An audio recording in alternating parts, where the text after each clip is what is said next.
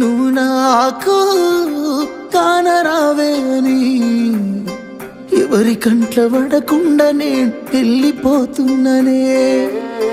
నువ్వు నాతో మాట్లాడలేవే అని ఎవరితో మాట్లాడకుండానే వెళ్ళిపోతున్ననే. నువ్వు ఈ లోకంలో లేనలేవే అని నేను ఈ లోకాన్ని వదిలేసిపోతున్ననే. నువ్వు పువ్వులు అల్లుకొని పోతున్నవే అత్తగారింటికి, నే పువ్వులు జల్లుకొని పోతున్ననే కాలే కాటికి. నువ్వు